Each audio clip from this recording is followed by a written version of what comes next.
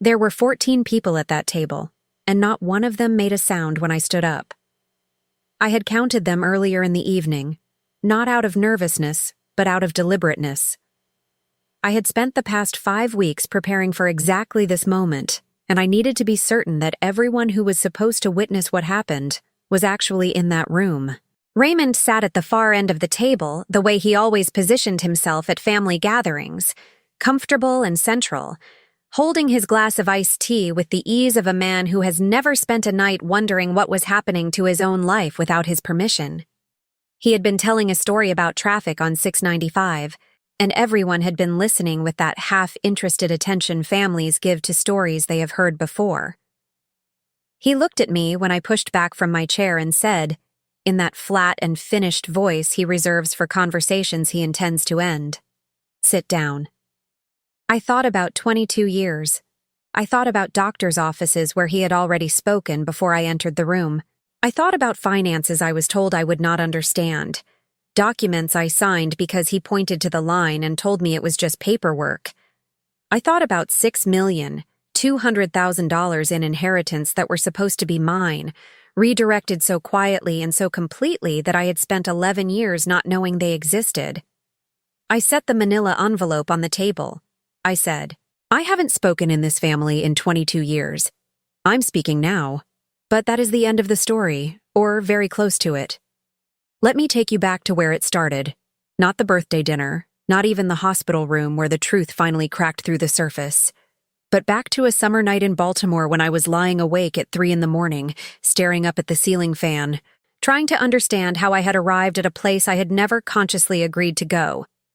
If you are listening to this right now, and something in those first seconds has already settled in your chest like something familiar, if you recognize the particular weight of someone else's certainty being substituted for your own, share this story with someone. Someone in your life may need every single word of it more than you know. I am 67 years old. I have lived in the same Baltimore neighborhood for more than 2 decades, in an apartment above a closed storefront on a busy street. In the kind of neighborhood that sits in the shadow of a church the whole community orients itself around. A church where everyone knows everyone, where the usher at the side door has been the usher since before most of us arrived, where people bring food when there has been a loss and wave from their stoops in the evenings and say they are praying for you and mean it in that specific Baltimore way that is both matter-of-fact and completely sincere. Summer in Baltimore is not a polite season. By June, the air presses in on you, thickens, stays close even at 3 a.m, and the ceiling fan in my bedroom does not so much cool the room as stir what is already there. Those slow blades making the same soft mechanical sound that I have heard through every insomnia of the past 20 years.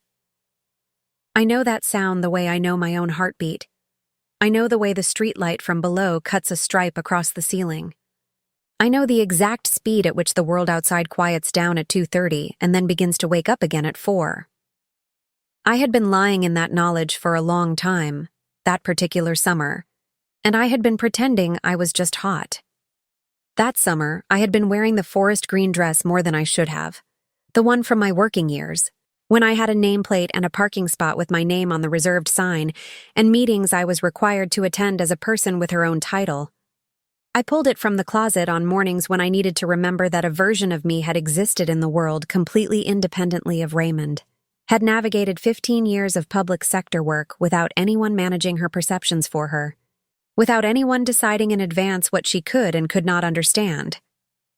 In my kitchen, on the windowsill where the morning light comes in first, I keep a wooden box of handwritten recipe cards. My mother's pot roast recipe and her looping, slightly left-leaning cursive, pressed firmly into the card as though she needed those instructions to outlast her. My Aunt Cecile's sweet potato pie in her small, precise, slightly formal handwriting. 40 years of Sunday dinners encoded on stained index cards, the paprika rings, the butter ghosts, the faint circles where glasses were set down in a hurry. Every Sunday without exception, I made pot roast, and every Sunday I took my mother's card out of that box and set it on the counter beside the cast iron pan, not because I needed to read it anymore, but because seeing her handwriting was a way of keeping her in the kitchen with me while I cooked, It was the closest thing I had to a conversation that didn't require me to be careful. The smell of it, garlic browning, onion softening, beef beginning to release into broth, had been the smell of my marriage for 22 years. I had mistaken it for love, or at least for evidence of a life that was fundamentally intact. Every morning, before my feet touch the floor, I say a prayer. The same one I have said since I was a child, brief, personal. The specific prayer of a woman who has always believed that the beginning of a day should be oriented towards something larger than herself. It had always grounded me, even through the worst of it. I was saying that prayer every morning, and then walking into the kitchen and listening to Raymond tell me things about my own life that did not feel entirely true. And I was trusting God, trusting time, trusting the patient and watchful faith that had always been my way, that what was crooked would eventually be corrected.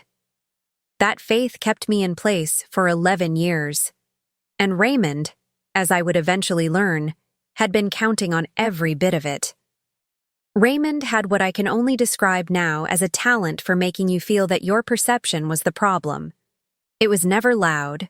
There were no raised voices in our apartment, no thrown dishes, nothing that would register as anything to an outsider. What Raymond did was quieter and more precise than drama.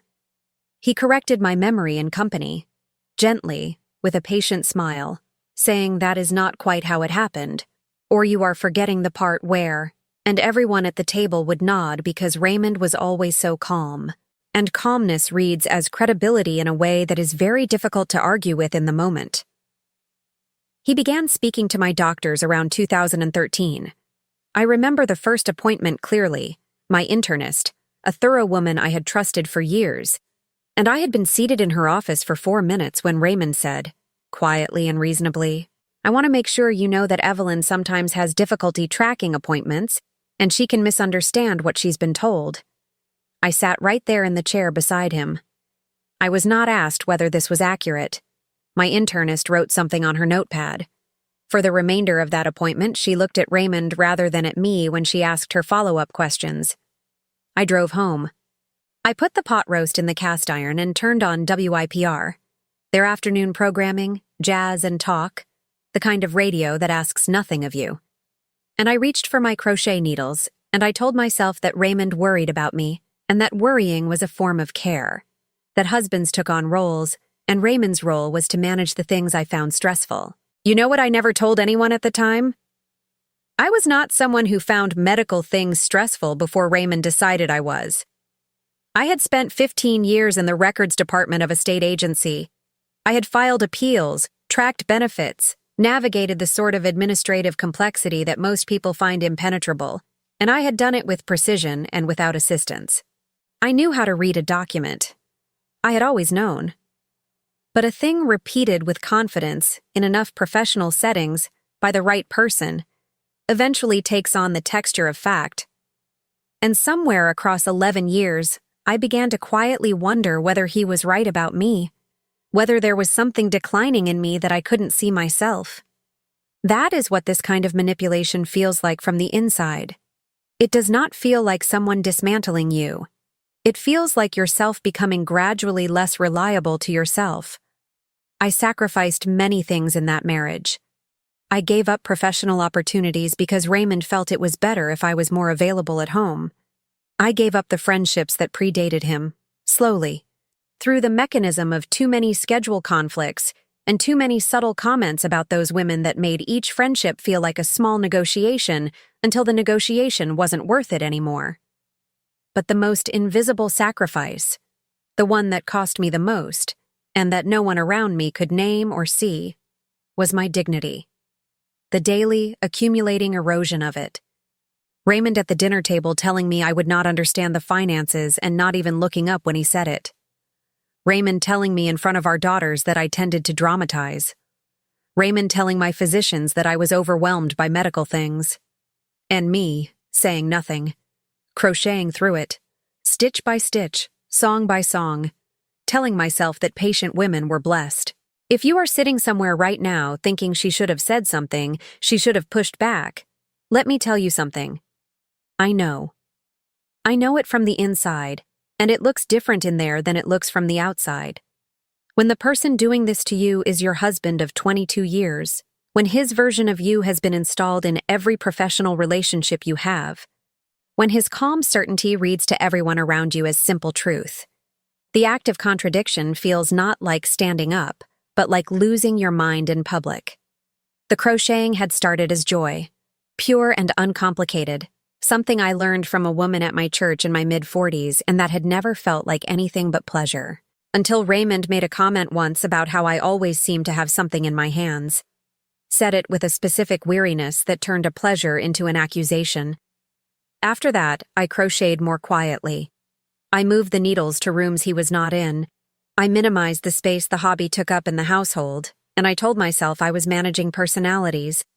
I did not tell myself I was hiding something I loved. Every Sunday, the pot roast. Every morning, the prayer before my feet touched the floor.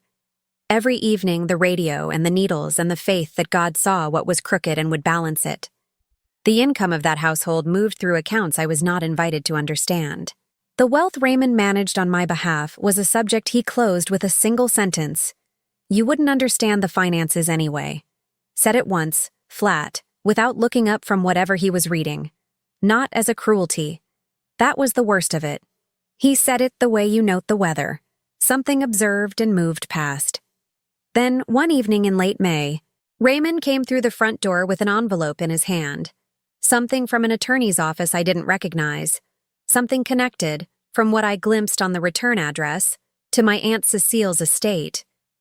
He looked at it for a fraction of a second, just long enough to confirm what it was. Then he slid it into his jacket pocket without breaking his stride. I said, "What was that?" He said, "Nothing relevant. Already handled." I turned back to the stove. I picked up my crochet needles that evening and tried to work on the blanket I had in progress. Gold and cream, colors I have always loved together.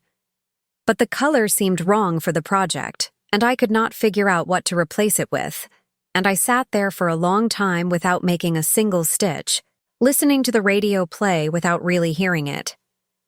Something I had been pushing down for years had become, suddenly, slightly too heavy to hold. I want to be precise about what happened next, because I think people imagine the moment of waking up as sudden, a single revelation, a light switched on in a dark room. What actually happened to me was slower and stranger than that. It was more like a numbness I had accepted as my permanent condition beginning to thaw in patches, cold and distinctly uncomfortable. The way blood returns to a limb that has been asleep. Not pleasant, not painless, but undeniable once it starts. The intercepted envelope stayed with me in the days that followed. I began noticing things I had trained myself to stop noticing. The way Raymond answered my phone if it rang within his reach, always saying she's not available right now, never mentioning the call to me afterward. The way the medical summary folder in the second kitchen drawer had been moved and returned slightly thicker than I remembered.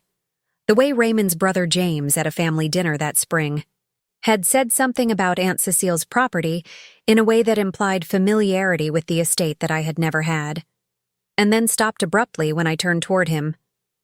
My handwritten recipe cards sat in their wooden box by the kitchen window, and I looked at them every morning, and I think the truth had already lodged itself somewhere behind my eyes. I just had not yet found the language for it. June 3rd, 2024. 9:47 in the morning.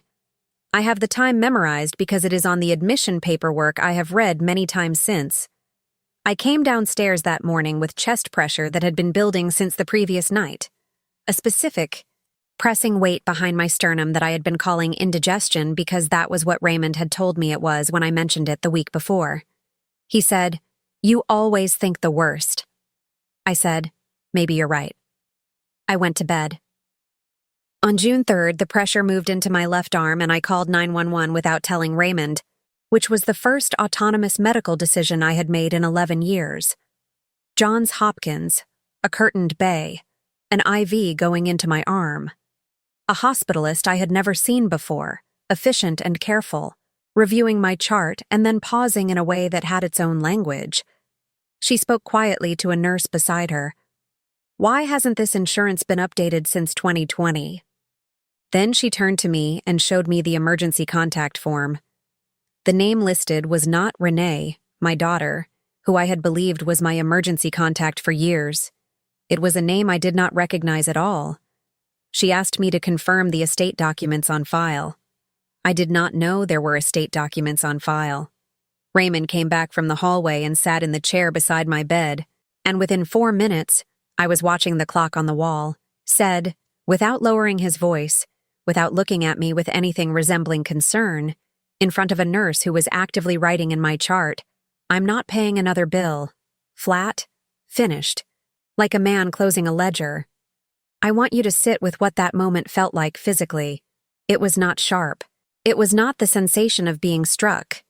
It was the feeling of a room in which the temperature drops 10 degrees without explanation, where the air you have been breathing for years turns out to have been a different quality than you believed.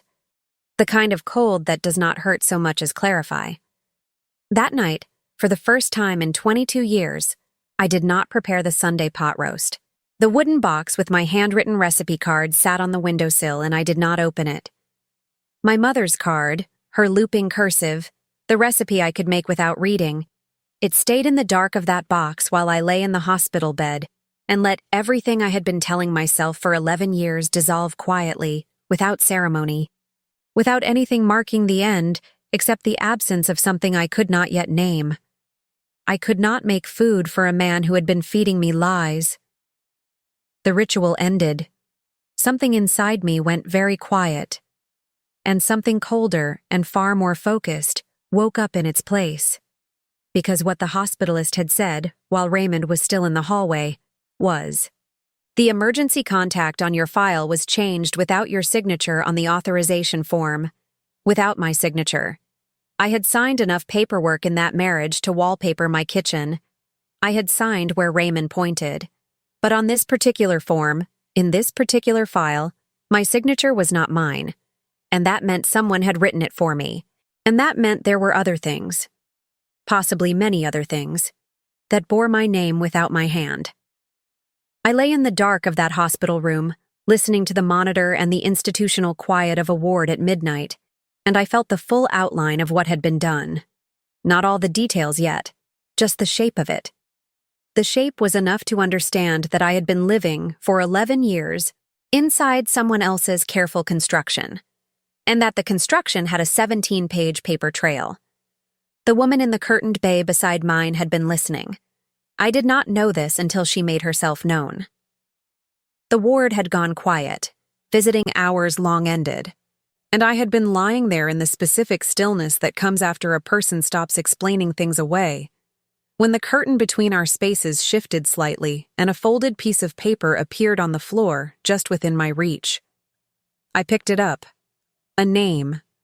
Marcus T. Holloway, Estate and Elder Law, Baltimore, and a phone number. Below those, in a steady and unhurried hand, "The pattern you just described has a legal name. Please use this." In the morning, she introduced herself. Her name was Dolores Whitfield. She had spent 31 years as a paralegal in Philadelphia before retiring, and she was at Johns Hopkins visiting her younger sister who was recovering from hip surgery in an adjacent room. She had stayed past visiting hours because of what she heard through the curtain, and she was direct about that without any particular drama. When she came around the curtain to introduce herself properly, I saw a woman in her mid-70s, broad-shouldered, deliberate in her speech, the kind of woman who seems to take up exactly the amount of space she intends and no more, not apologizing for her presence and not inflating it. She sat in the visitor's chair beside my bed, and she was matter-of-fact in a way that was precisely what I needed. Not sympathy, not performed outrage on my behalf, just clear and experienced observation, delivered without embellishment. She said, "I heard your husband tell a nurse he would not pay for your medical care. I heard your emergency contact was changed on your file without your authorization. And from what you said while you were sleeping, you were speaking, I'm not sure you knew.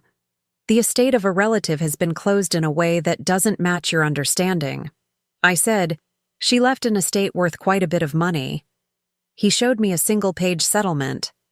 He told me there was nothing remaining after taxes and debts. She was quiet for a moment. Then she said, "Estates of any meaningful size leave a probate trail that doesn't disappear. The attorney who handled the original filing would still have records. If what you signed was not the actual resolution of the estate, those records would show that clearly."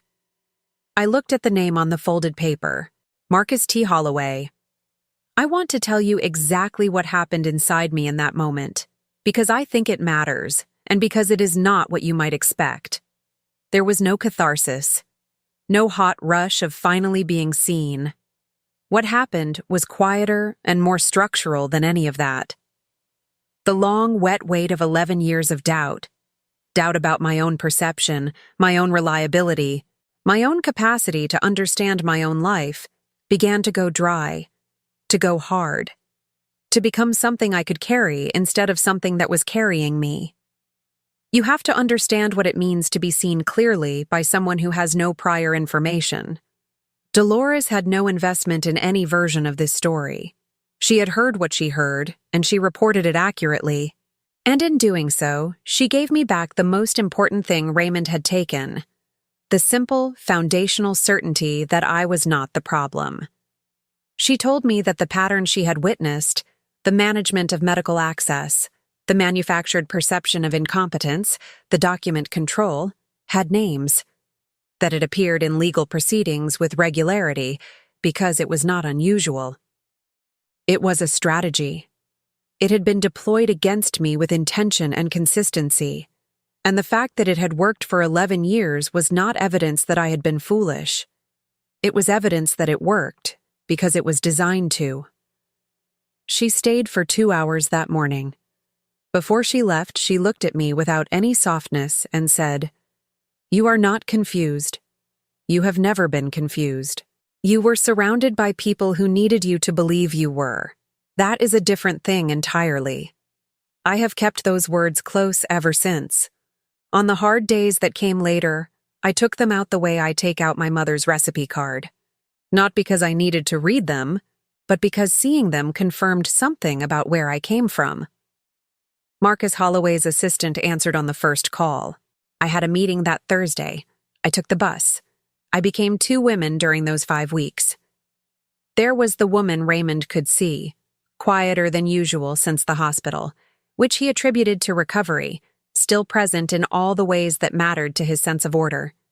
And there was the other woman, the one who woke up before the prayer every morning and lay still for a moment reviewing the next step, the one who was making moves so small and so quiet that they cast no shadow in the apartment above the closed storefront on the busy street. The probate file was 17 pages. Marcus Holloway had records from both the original estate and the amendment filed 3 years and 8 months after Aunt Cecile's death.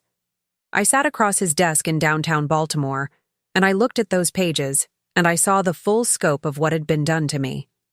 $6,200,000 in assets at time of death. A clear original distribution that included a specific, named inheritance for me. And then the amendment, a trust structure I had never seen, a trustee name I did not recognize, notarized in a state I had never visited. My signature on 3 documents in that amendment file. None of them mine. My hands were steady on the table. That steadiness surprised me. I had expected grief or rage or something that needed to be managed. What I had instead was a terrible and clarifying calm. The quality of air after a major storm has scoured everything when you can see farther than you could before, because the atmosphere has been cleared. The wealth that had been redirected was not an abstraction. It was 40 years of my aunt's careful life, her net worth accumulated over decades, and it had been moved through accounts I never knew existed while I made Sunday dinner and said my prayers. Marcus Holloway was already reaching for a pen. He said, "With your permission, I would like to contact the Maryland Attorney General's Estate Fraud Unit." I said, "Please." The following week, I opened a bank account at a credit union on North Charles Street, in my name alone, with an address only I had access to. 3 days after that, I took the bus to a building management office on Greenmount Avenue and sat across from a woman named Karen, who showed me a unit in a quiet row house on a clean street. Wide windows, 2 closets, walls ready to be painted. She slid the lease across the desk. I signed my name at the bottom of that page and felt something shift in my chest, not dramatically, not the way epiphanies are written about, but quietly and completely, the way a door settles into a frame it has been slightly misaligned with for years. My name, my signature, my ink on paper that said this space was mine, had been chosen by me, could not be entered or managed or explained on my behalf without my permission. Signing my own name on that lease was the first thing I had done in 11 years that was entirely and irrevocably mine alone. Dolores, whom I had been calling every few days from a phone Raymond did not have the number for, said when I told her, "That is not a small thing. Do you understand that that is not a small thing?"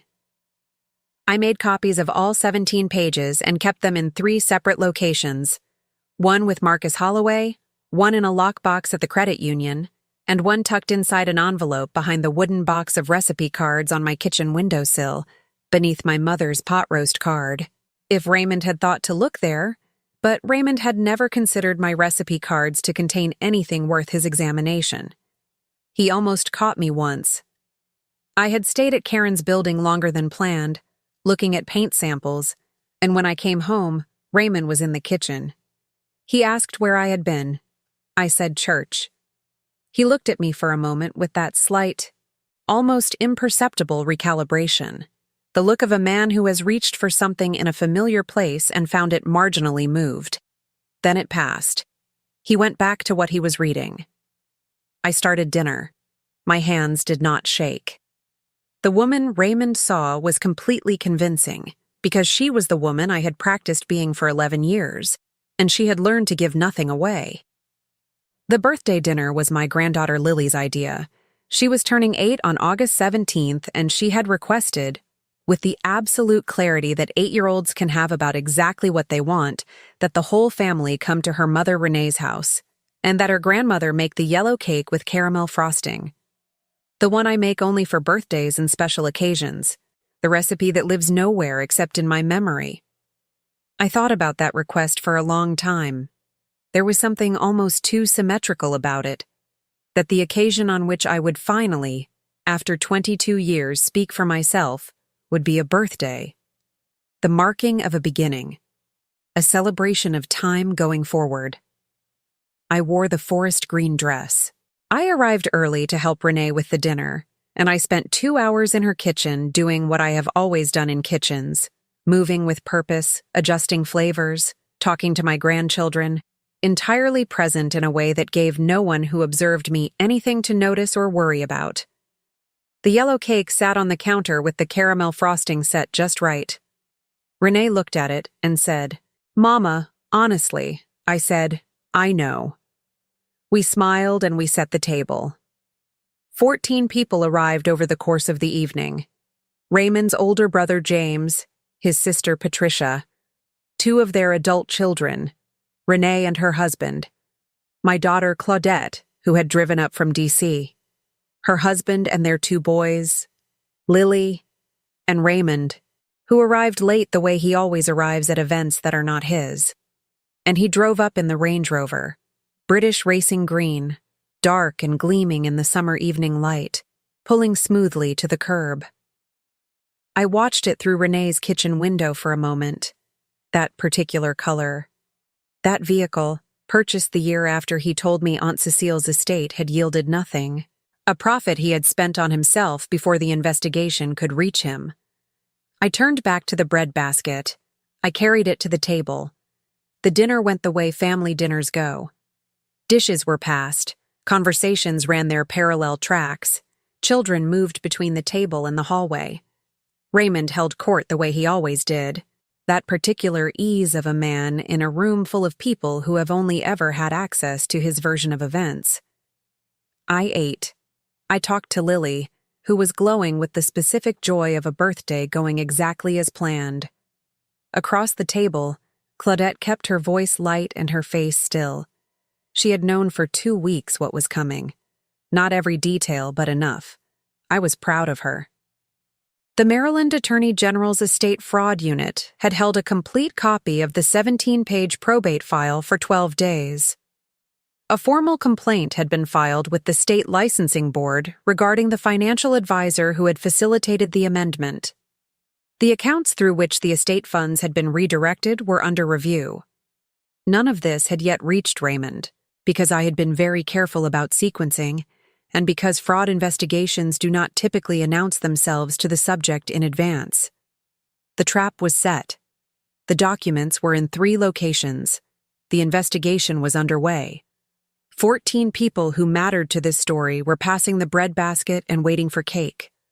All it needed now was the right moment. Raymond stood to say grace. He always did this at family gatherings, positioned himself as the one who invited God into the meal, who set the spiritual frame for the table. He pushed back his chair. He opened his hands in that practiced way. He said, "Let us bow our heads." I stood up. The room shifted before anyone processed what was happening. That specific quality of stillness where 14 people draw breath at nearly the same moment, forks going down, faces turning. The children went still the way children do when adult atmosphere changes and they don't yet know why. Raymond looked at me from across the length of the table and said quietly, "Evelyn, sit down." The same voice. The same flat, finished certainty that I would comply because I had always complied. Because that was who Evelyn was. Because the woman he had spent 11 years making smaller would not make a scene at a birthday dinner. I want to tell you what my body was doing in that moment. My hands were steady. My feet were flat on Renee's hardwood floor. My breathing was even. 22 years of sitting down, of crocheting through it, of trusting God, of signing where he pointed, of hearing you wouldn't understand the finances and saying nothing. And I was standing at a birthday table in my forest green dress and I was not moving. I said, "I haven't spoken in this family in 22 years. I'm speaking now." I reached into my purse and I set the manila envelope on the table. Renee said quietly, "Mama, what is this?" I said, "This is the original probate file for your great-aunt Cecile's estate. 17 pages. The complete record, not the single-page summary Raymond showed me 4 years ago. The record that shows $6,200,000 in assets at the time of her death. The record that shows a trust amendment filed 3 years and 8 months later, bearing my signature on 3 documents. Documents I never signed. Dollars I was never told existed." The room was absolutely silent. Raymond's brother James reached across and took 1 page from the envelope. He looked at it. Something moved across his face that I had never seen on James before. Not confusion, not denial, but recognition of a kind that carries its own specific shame. Raymond said, "Evelyn, you are confused. This is Lily's birthday. This is not—" I said no. Just that word. Just once, and not loudly. Then I said, "You told me for 11 years that I would not understand the finances. You managed my medical appointments before I entered the room. You changed my emergency contact on my hospital file without my authorization, and then sat at my bedside and told a nurse, in front of a nurse who wrote it in her notes, that you were not paying another bill. You told our daughters I dramatized. You told my doctors I couldn't track my own medical information. You spent 11 years building an environment in which your description of me was the version that everyone around me had access to, so that when this moment came, everyone at this table would hear you and not me." I paused. I looked at him across the length of that table. I said, "The woman you called confused built the financial record now in the hands of the Maryland Attorney General's office." I said, "You told me I wouldn't understand the finances. You were right. I hired someone smarter." Patricia said, "Raymond, what is she?" Raymond looked around the table in the way a man looks at an audience he is accustomed to having.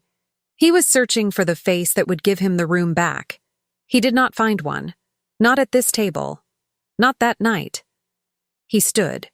He said, "We can discuss this privately, calmly, like adults." I said, "We just did." And I sat back down. Lily, who was 8 years old and had been watching me with very wide and very serious eyes, put her small hand on my forearm. She didn't say a word. She just left her hand there, warm and steady, while Renee carried out the yellow cake with the caramel frosting, and we sang, and Lily blew out all 8 candles with one clean breath and made a wish that none of us would ever know. I sat at that table in my own body, occupying my own space, having spoken my own words in front of everyone who needed to hear them. The world had not ended. It had, in fact, finally begun.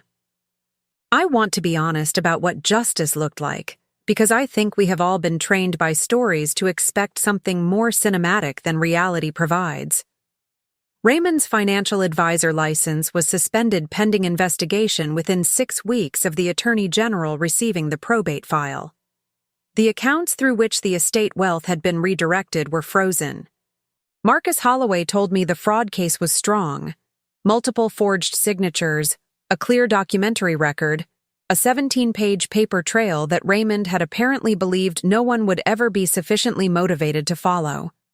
What I will ultimately recover of the redirected fortune is still being determined through the legal process. These things take time. The law has its own pace. Raymond's daughters, from a previous relationship, always on the periphery of our family gatherings, women I had always treated with warmth, sent me a brief and formal message saying they believed I had acted impulsively, and they hoped the family would find its way back. I read it once. I did not respond. His daughters chose him. Mine chose me. Renee called the morning after the birthday dinner and talked for an hour. She said, "Mama, I want to tell you something. I believed some of what he said about you. Not all of it, but some. And I am angry at myself." I said, "I know. That was the design." She said, "I should have looked more carefully." I said, "You were not supposed to need to. That is the entire point of how this works." Claudette drove up the following weekend with her oldest son, and they helped me carry the last of my things to the new apartment. The quiet row house on the clean street, the wide windows, the walls I had decided to paint a particular warm white that would hold the morning light. They carried boxes without making it feel like loss. We put the wooden box of recipe cards on the new kitchen windowsill in the exact spot where the first light of morning would reach it. I stood there and I looked at that box, worn at the corners, stained with decades of kitchen steam, 40 years of Sunday dinners folded inside, my mother's looping cursive, my Aunt Cecile's careful hand. I picked up the pot roast card and I held it, and I understood that what I felt was not grief and it was not pain. What I felt was continuity, unbroken, unredirected, entirely mine. 40 years of handwriting that belonged to women who had made things with their hands and left them behind for someone they loved. I set the card back in the box. I made coffee in my own kitchen, on my own street, in a building where my name was on the lease. The crocheting came back with different intention. Before, the needles had been how I stayed still inside a difficult life. The management of what I could not change, stitch by stitch, song by song, hands busy while the rest of me endured. Now I crocheted because I chose to. I found a hospital charity that collected handmade hats for oncology patients. A place where the labor of your hands becomes warmth for a stranger. No transaction attached, no expectation. I made hats in reds and golds and deep purples, and I delivered them myself on Thursday mornings. I started making blankets for a shelter near the old apartment above the closed storefront, and I brought them to the door on the first Tuesday of every month. The radio plays all day in my new kitchen now. I choose the station every morning. This small thing, so small that I had not controlled in years because Raymond controlled the dial. The sound of it fills the apartment in a way that feels nothing like noise and everything like presence. Dolores and I talk on the phone about once a month. She is exactly as I would have guessed from her 2 hours at my hospital bedside. Direct, quietly funny, wholly unimpressed by things designed to impress. She told me recently that I remind her of her mother. I said, "I will take that." She said, "You should." Sometimes I think about the Range Rover in British racing green. I let myself think about it, that gleaming, specific color, purchased with money that had been mine, a status symbol funded by a redirected inheritance. I look at what it represents, and I feel something quieter than anger, something closer to noting. He made choices, and those choices are now in the hands of people whose professional responsibility it is to evaluate them. I made choices too. They brought me here, to anywhere I can finally call my own.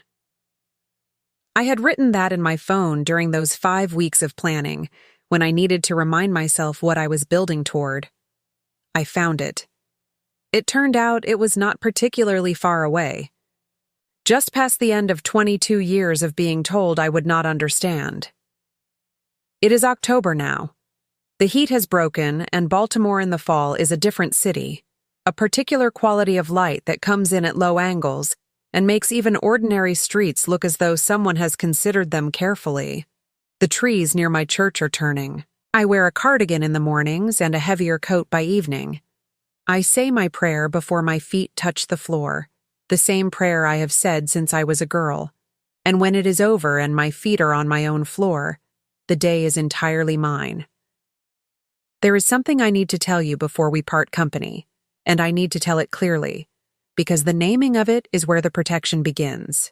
What Raymond did to me over 11 years was not a bad marriage. It was not a mismatch of temperaments, or a failure of communication, or any of the softening language we use when we cannot stand to say what something actually was. It was a deliberate set of strategies, applied consistently and skillfully over time, with the specific goal of making me easier to control and harder to believe. These strategies have names, and knowing their names matters, because you cannot recognize a weapon if you cannot call it by what it is. The first is isolation. Not always physical. Not always obvious. Sometimes it looks like a husband who answers your phone and speaks to your doctors before you enter the room. Sometimes it is the slow replacement, over months and years, of the people who see you clearly, the friends, the colleagues, the independent relationships, with people who have only ever had access to his description of you. It builds gradually, and if you are not watching for the specific mechanism, it looks like life simply becoming more focused on home. The second is manufactured incompetence. You are told, in professional settings and in front of people whose opinion matters to you, that you cannot manage certain categories of information, medical details, financial documents, business decisions. You are told this gently and consistently, and with the appearance of concern for your well-being. The physicians write it down. The people in the room accept it, and because the assessment comes with authority and repetition, you begin to defer, to accept the smaller role. The tragedy is not that you believed it. The tragedy is that it was engineered to be believed, and it was engineered because it worked. The third is medical gaslighting. Your symptoms are reinterpreted as anxiety. Your perceptions are questioned with patience that mimics care. The record in your doctor's file is written in advance by someone who has a stake in what it says. This is not metaphor. It happens. It is documented. It happened to me. The fourth is document fraud. This is where the law becomes involved. This is the strategy that left a paper trail 17 pages long that Raymond apparently believed no one would ever bother to find. Every year in this country, between $28 and $36 billion is lost to the financial exploitation of seniors. I want you to hold that number for a moment. $28 to $36 billion annually, representing stolen income, redirected inheritance, drained net worth, the wealth of people who trusted the wrong person with their financial lives. That is not a statistic about other people. That number is women at kitchen windows looking at recipe cards, not knowing that the millions they were supposed to receive had been sent somewhere else while they cooked and prayed and waited for God to make things right. That number is a fortune assembled from decades of other people's patience and faith, quietly redirected by those who studied that faith and called it an opportunity. And research shows that 1 in 5 nursing home residents was neglected at least once per year. But the neglect I am asking you to recognize does not begin in a facility. It begins at a kitchen table, when a husband doesn't look up from his phone while he tells you that you wouldn't understand the finances anyway. It begins in a doctor's office where someone else describes your symptoms for you. It begins early, and it begins small, and by the time it has arrived at a hospital bed with the words, "I'm not paying another bill," years have already passed, and the design has long been in place.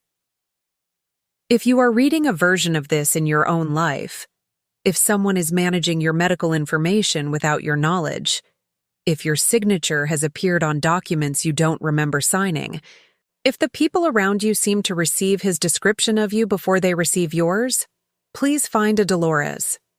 Find a stranger with no investment in the story.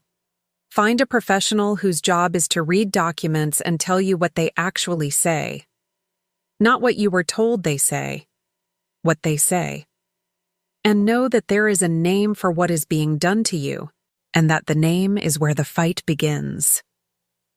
I am 67 years old.